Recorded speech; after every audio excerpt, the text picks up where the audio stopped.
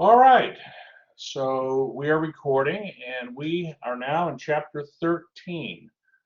Okay, this is the last section, last chapter, I should say, sorry, last chapter for our multivariable calculus course.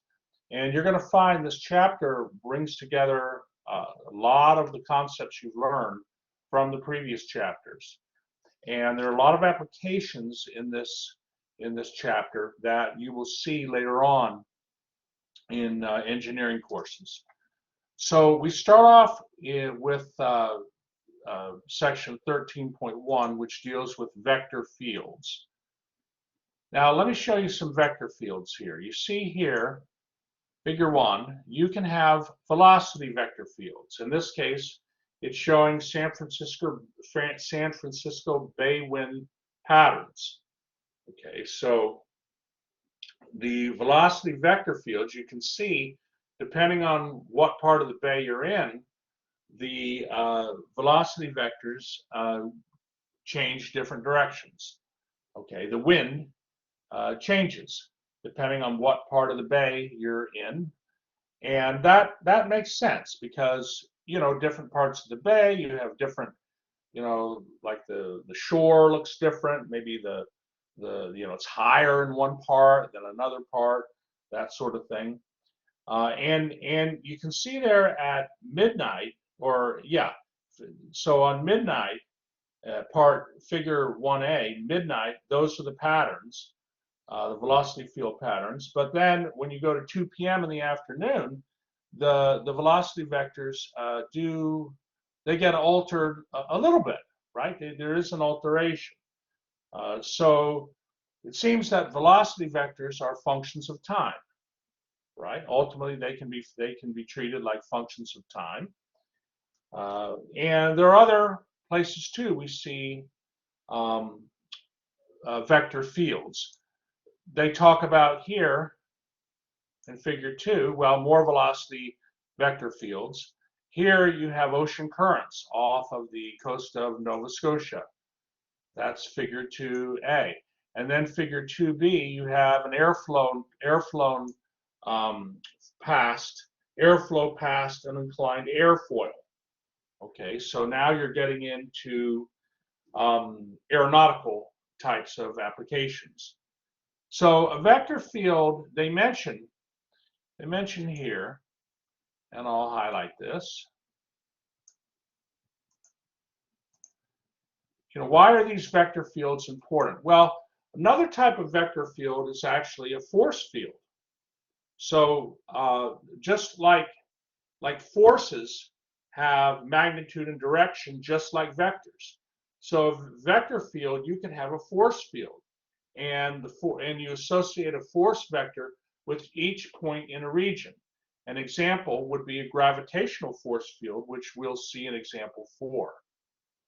So how are these vector fields described? Well, of course, we can have 2-dimensional or 3-dimensional vector fields, but a vector field in 2-dimensional space on R squared, it's actually a vector function that assigns to each point in the region D a 2-dimensional vector field. Okay, and you can have, well, like here, they show an example of the writing up of a vector field. The vector field is a function of x and y, and every point of x and y, every point xy in some region D has a vector, and the component functions of, like for instance, the I and the j vectors are p and q. Okay, p and q. So oftentimes you will see, hold on, let me just highlight this and get that a little bit bigger. Okay, so when you have a vector field, of course the components of the I and j vectors in the vector field. The component functions are p and q, and those are functions of location, what point x, y you are in the vector field.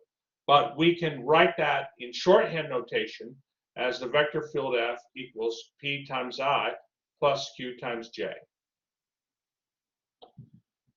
So let's look at an example.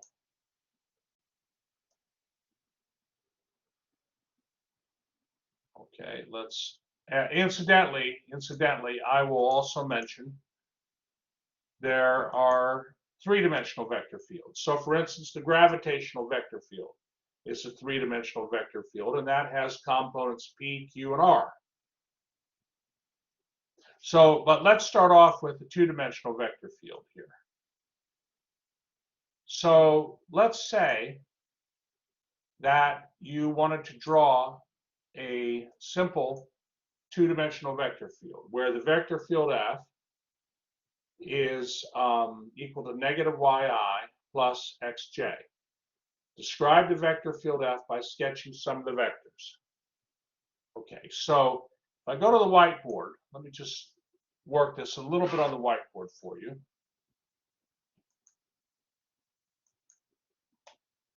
Okay, so let's see here.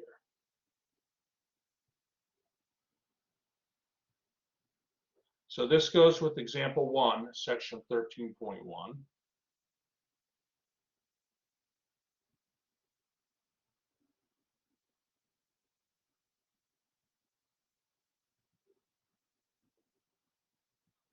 So the vector field is defined, has components negative y and x.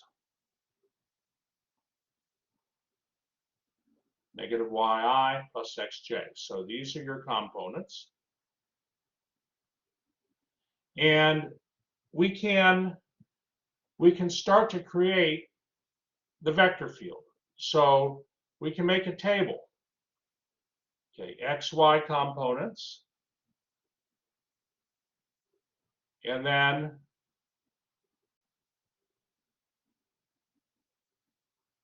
create the vector field. So for instance, when you're at the point 1, 0, okay, given how our vector field is defined above, when you're at the coordinate 1, 0, what's the vector going to be?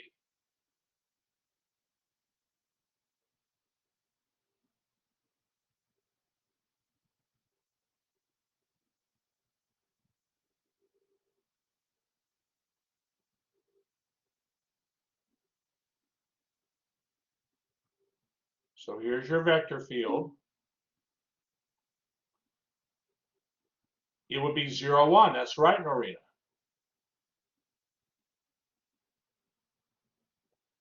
Because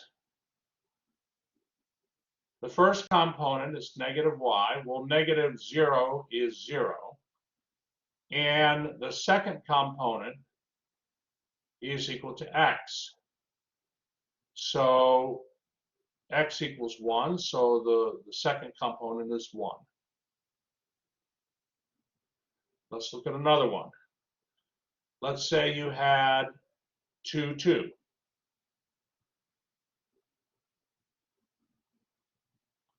What would the vector be for the vector field? What's the vector look like at the point 2, 2?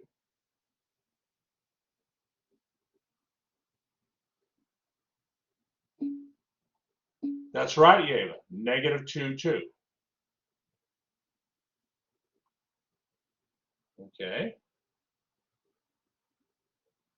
Let's do one more. Let's say we're at the point 0, 1. So I mean, if we sort of, let me just see here. Maybe I can do a little bit more here. If I start to draw one moment.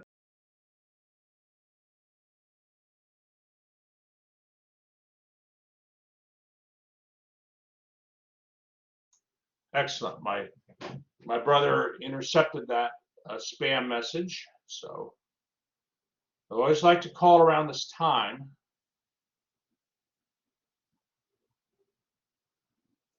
Okay, so let me see here.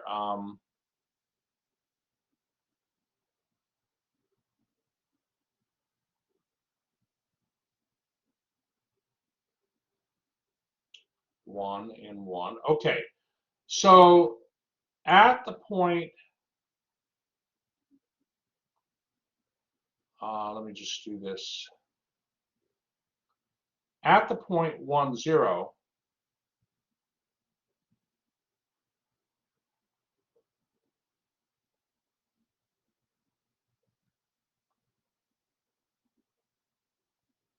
that's our vector. Because remember, when at the point 1, 0, the vector is 0, 1. That's a vertical vector. Now at the point 2, 2, the vector is negative 2, 2. So negative 2, 2, I'm probably drawing it a little bit.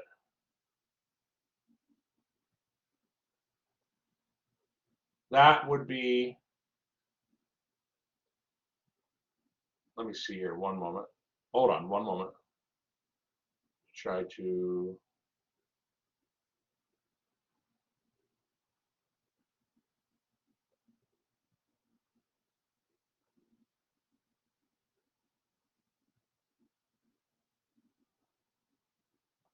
right? That's a longer vector, negative 2, 2. It has a length, larger magnitude than the vector 0, 1. So, I mean, I hope this is making some sense here. Where's 1, 0? Here's 2, 2. See how this is working? So we're constructing the vector field. When we're at 0, 1, we have negative 1, 0.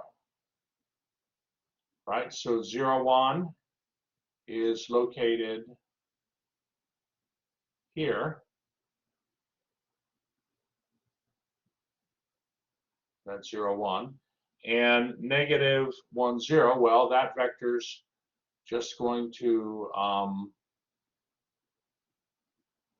point sideways like this. Has a length of 1, right? So we can select a lot of points in the xy plane and create the vector field. And if we do that for this example 1,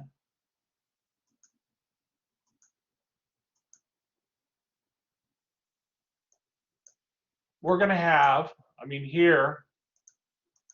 here's actually what the vector field looks like, at least.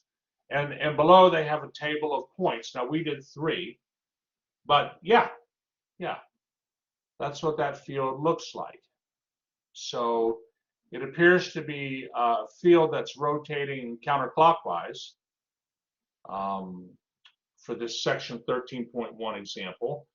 And of course, we could use technology to draw the vector field also. But you know, let's just do it right now using our intuition. So in section 13.1, like the problems that you're going to be presented with in your homework are usually or at least some of them are ones where you will be given a vector field, and you have to match it with, you'll be given a picture of a vector field, and you have to match it with the correct vector field function. Okay, so like for instance, here, figure 6, Here's a vector field. And that vector field actually is the one we just did in example 1. That's what that if the vector field has components negative y comma x, it's going to be a rotational vector field. And by the way, the vectors, as you move away, it goes counterclockwise, and as you move away from the origin, the vectors get larger. If you wanted to do a vector field that has components y comma sine of x, this is what the vector field would look like. And as you move away, as you move up or down from the origin, the first component, which is y coordinate, it gets larger, and that's going to make the vectors be larger because your first component's getting larger. Yevis says this reminds me of wind speeds and hurricanes. Yeah. I mean, you can any type of like velocity field flow or for velocity fields, force fields, gravitational fields, electric force fields, they can all be modeled using vector field formulas. Absolutely. That's right. Good, Yeva. Good. And then, of course, here's another example. So sometimes it's not exactly intuitive why the vector field is the way it is. But now, if you want a three-dimensional vector field, here's one that is intuitive. So in example 2, they say sketch the vector field in three-dimensional space given by that vector function. So the component, the components, the first and second components for I and j are equal to 0. And the third component with the k vector is equal to z. So if you were to draw that vector field, this is what it would look like.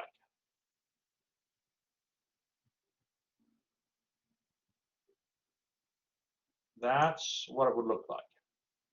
So as you move up or down from the xy plane, the z coordinate gets larger, and that's going to cause the vector to be larger.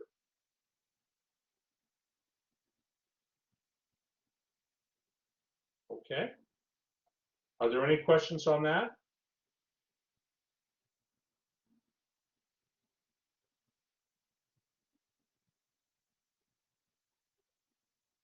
Okay. Well, let's look at some more vector fields. Let's keep going here. So figure 10 shows a vector field where the components are y comma z comma x, y comma z comma x. And again, this one, it might be a little hard to, well, let me go to figure 11 here. This one's a little easier, this vector field here.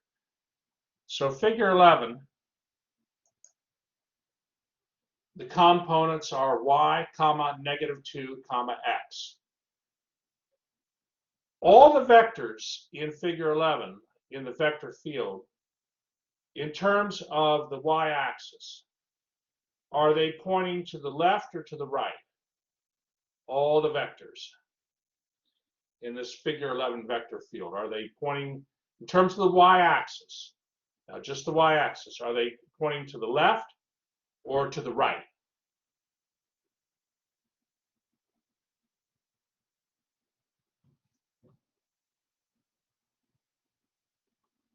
What do you think?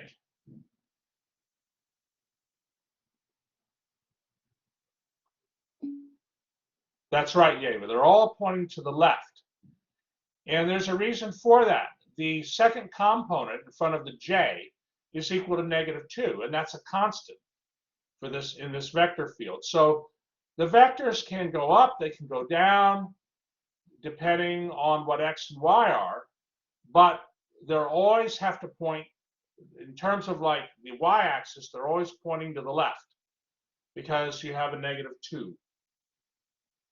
Okay, so those are just some examples of some vector fields. And of course, the most they talk about velocity field and fluid flow. Has anybody seen fluid flow in a class yet? That might be something a little more advanced, but okay, Yeva says a bit in thermodynamics. Okay, very good, very good. Now, gravitational field, how many have seen that? Let me just see here, let me just highlight this.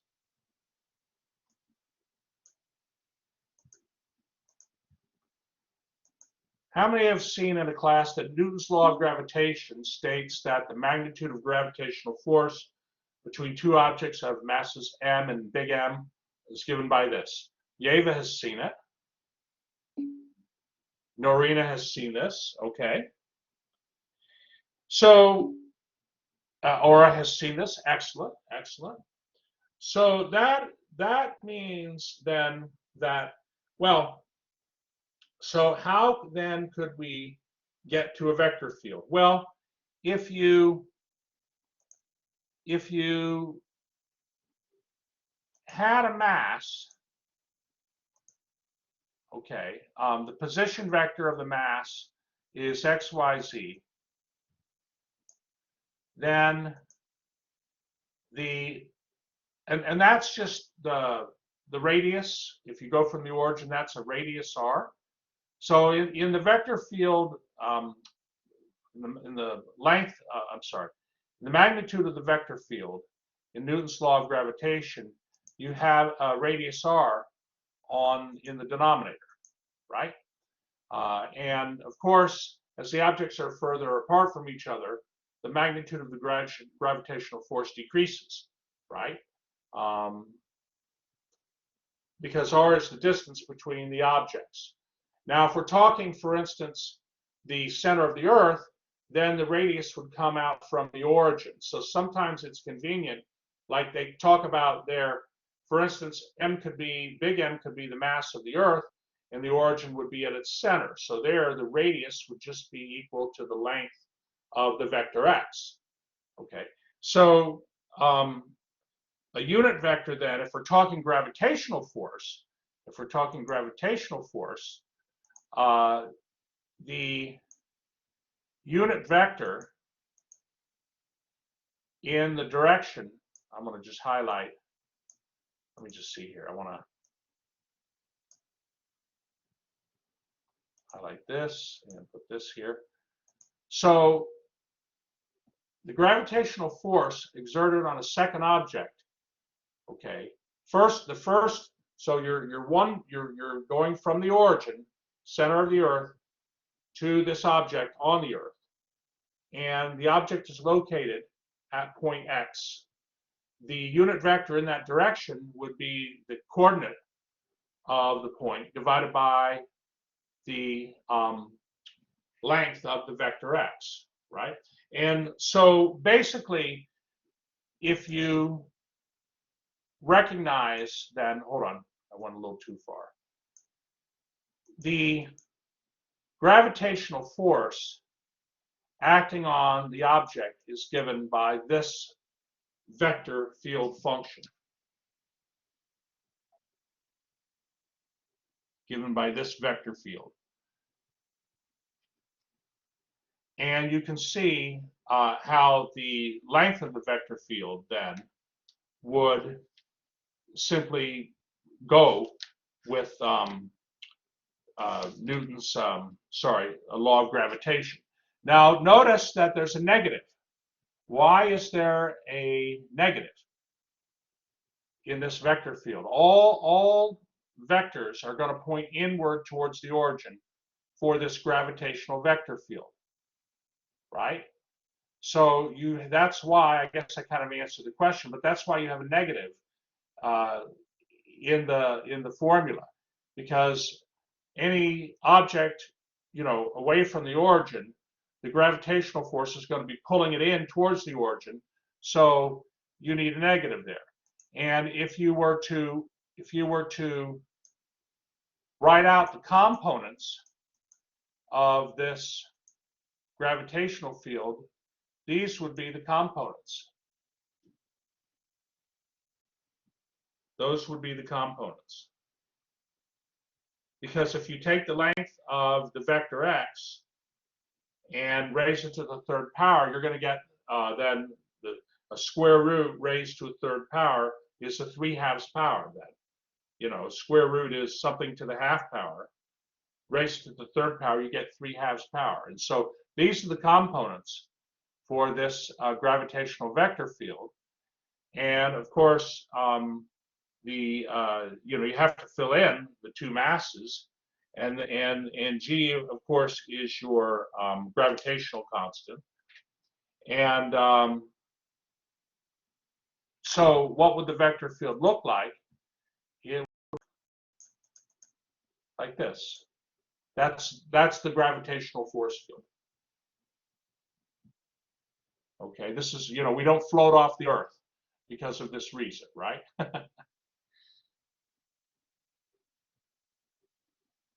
Right. How many have seen gravitational force field in a class?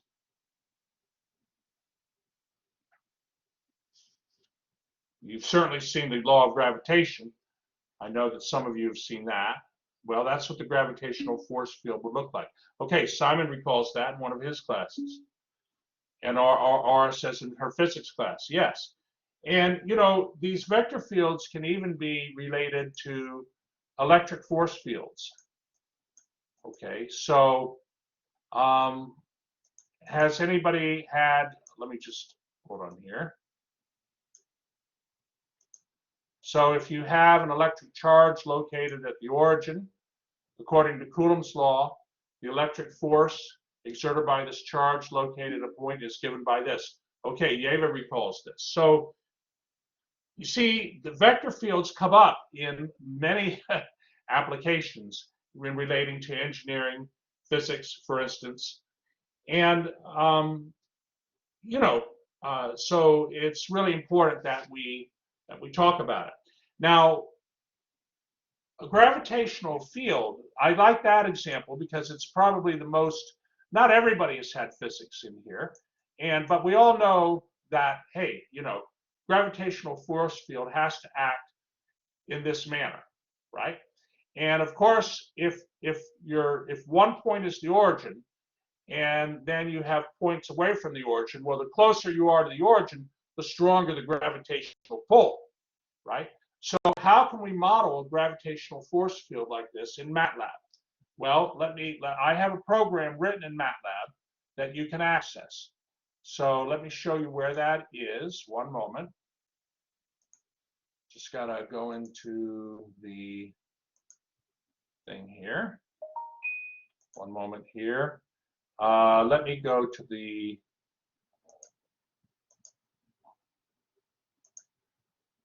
content.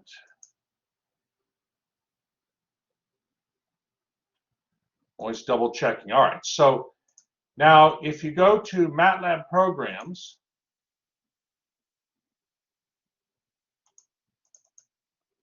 there, and click on the link for this module. Whoops, I gotta click on, I got a lot of, hold on, where am I at here? Yeah, click on MATLAB programs, and then go down to section 13.1. There's a MATLAB program that'll help you draw a three-dimensional vector field. And in this case, I'm just going to draw a vector field that resembles that gravitational field. Obviously, I have to put in some values, okay, in MATLAB to draw the gravitational field. But click on the link, and it should bring up a program for you. It should bring up a program for you, MATLAB program, that you can bring into the editor in MATLAB. So let me go to MATLAB and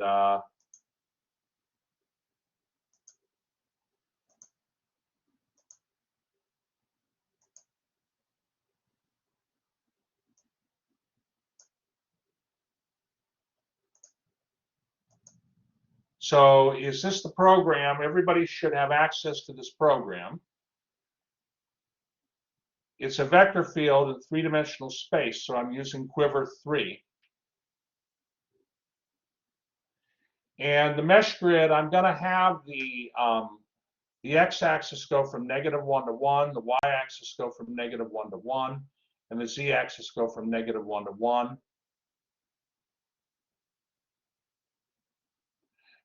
And what I do in the numerator is I just put a -5 in, where,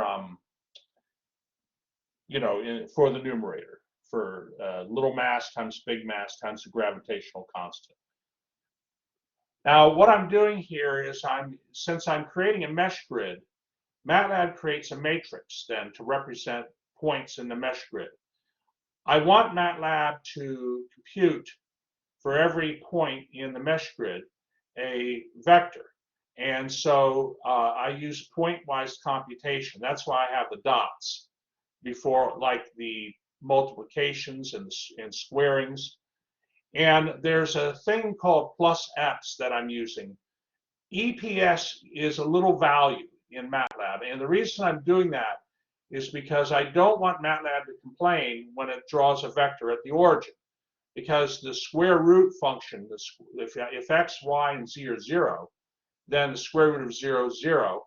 And MATLAB can complain if you have the square root of 0 in the denominator. We don't want that. So I just add a little tiny value called EPS, epsilon, so I'm not drawing any vectors directly at the origin. It'll just be off a little bit.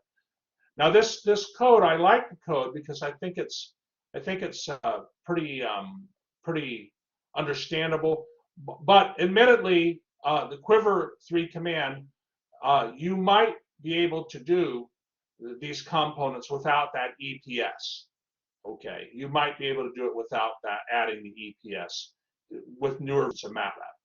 By the way, I'm going to draw red vectors. That's why in the Quiver 3 command I have in apostrophes I have R.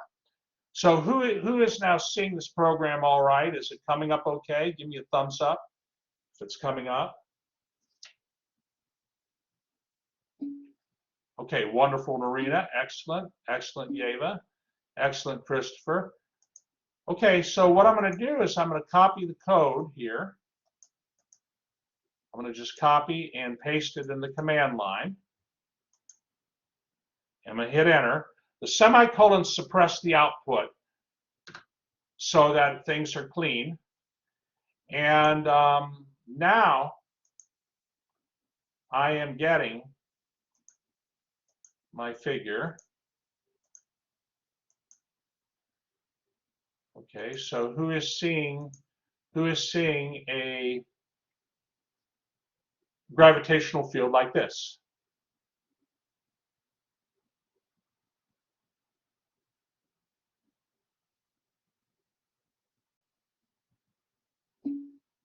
Okay, Narina's seeing that. Good. And Lexi, good, good. So, I think in the homework for section 13.1, I actually don't exactly encourage you to use this program because I think you want to have an intuitive feel and be able to match pictures of vector fields with the formulas for the vector fields. It's not hard to do. But nevertheless, you have a program that can do three-dimensional vector fields, and you can always adapt it to do two-dimensional vector fields if you want. Now, are there any questions on this? I'm going to go back to the book for just a little bit. Then, if you're good. All right, great, great. Let's see, back to the book.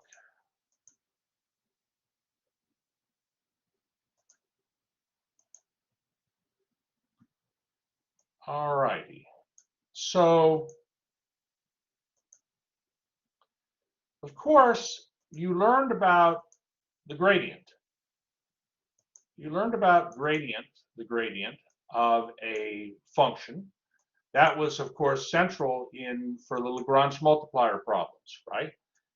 And of course, the gradient is a vector. So you can have a gradient field, right, whose components are the partial derivatives. Gradient fields can be two-dimensional, or they can be three-dimensional. Okay, and in example 6, what they do is they want to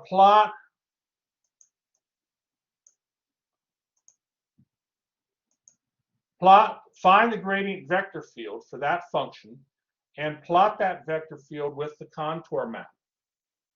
Okay, so the vector field is there, and what I mean is the function is f of xy equals x squared y minus y cubed. So they go ahead and compute the gradient field, and then here is the plot in figure 15. And what I'm going to do, let me just see here, one moment. One moment. Let me just, I want to make sure I have. Yeah, so figure 15 shows a contour map of the function. Okay, and clearly this function, which is x squared y minus y cubed, clearly that function will, it will grow as you move away from the, well, certainly going up or going in along the y-axis, it's going to grow, and it's going to get steeper. You can tell that along the y-axis as you move away from the origin. The contour plots are grouping together, which means you have steepness. And it's noticed that the gradient vectors are long where the level curves are close to each other and short where the curves are further apart. That's because the length of the gradient vector is the value of the directional derivative of f, and closely spaced level curves indicate a steep graph. Okay, so let me just see one thing here. Directional derivatives, you learned back in section 11.6, right? That's where you learned about the directional derivatives. And indeed, the length of the directional derivative would be the length of the gradient vector. It's that, I'm sorry, the value of the directional derivative of the function. Okay, I want to say this right. The directional derivative of a function is the slope of the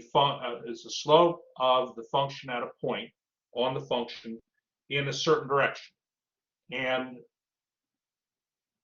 so yes, that makes sense. Now you see there that the gradient vectors also are orthogonal to the level curves, and that makes sense too. The gradient vectors, you'll notice they are orthogonal to the level curves of the function. So that's also something important, and it's something that you learn, and it's something that you'll notice in when you do one of your MATLAB assignments, right? MATLAB assignment number 5. So, okay, let me go ahead here. I also, let me just see here. Yeah, that's fine. Let's move on. So another thing that is of importance here is something called a conservative vector field. Now, a conservative vector field is a vector field such that there is a function f, some scalar function f, such that the gradient of that function, that vector field, is equal to the vector field itself. If you can find a potential function f such that the gradient of the function f equals the vector field, you have a conservative vector field. And a conservative vector field has a lot of very nice properties. Okay, so the function f is a potential function. Okay, and the conservative vector field, well, if the gradient of some function f is equal to the vector field, then that potential, that function f is your potential function, and the vector field f is a conservative vector field. And the gravitational vector field, for instance, is a conservative vector field. That is so and you know, and you'll see, you'll understand really intuitively what that means later on. I just wanted to mention this. Okay, and they actually show why, if I mean, here is your, if you had this as your potential function, f of x, y z is equal to little mass times big mass times gravitational constant over the square root of x squared plus y squared plus z squared. If you had that as your potential function, then the gradient of that, if you had that as your function, the gradient of that function is actually then equal to the vector field. And so we can say that the gravitational field is a conservative vector field because we found a potential function whose gradient is equal to the vector field. And conservative vector fields have very, very nice properties, which you will see. All right, are there any, that's really section 13.1. That I'm just giving you basically a guided tour of it and showing you the important, why these vector fields are important. Are there any questions before we move on? You know, are you feeling comfortable? Give me a thumbs up if you're feeling comfortable.